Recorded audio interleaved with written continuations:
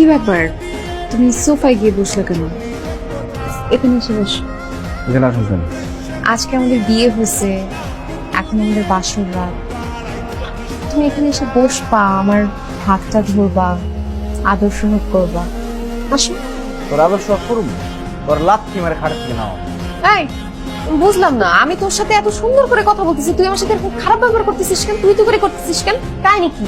খারাপ ব্যবহার করবো না কি করবো? এই বিয়েতে তুই রাজি হলি কেন? তুই না করে দিতে পারলি না? তুই বলতে পারলি না যে তুই বিয়ে করবি না? ও মা, আমার বাবা মারা যাবার সময় তোর বাবাকে বলছে আমার মেয়েটাকে একটু দেখে রাখি। তখন তোর বাবা বলছে হ্যাঁ আপনার মেয়েকে আমি দেখে রাখবো, ইভেন আপনার মেয়েকে আমার ছেলের সাথে বিয়ে দিব। তাদের কথার জন্যই তো আমি তোকে বিয়ে করতে রাজি হয়েছি। এই খবরদার, তুই তোর মরা বাপরে আর আমার বাপরে টানবি না। তুই আগে থেকে চাইছ যাতে এই বিয়েটা হয়। এই বিয়েটা হয়েছে, এখন তোর ভালো হয়েছে তাই না? তোর তো চরিত্র খারাপ, তোর তো কেউ বিয়ে করবে না, এই জন্য আমার গলায় ঝুলা পড়ছিস তুই। আর কি বলতে চাইছিস তুই? চরিত্র খারাপ মানে কি করছি আমি চরিত্র খারাপের? ও সব ভুলে গেছো? তোর যে চরিত্র খারাপ এটাও মাথায় নাই?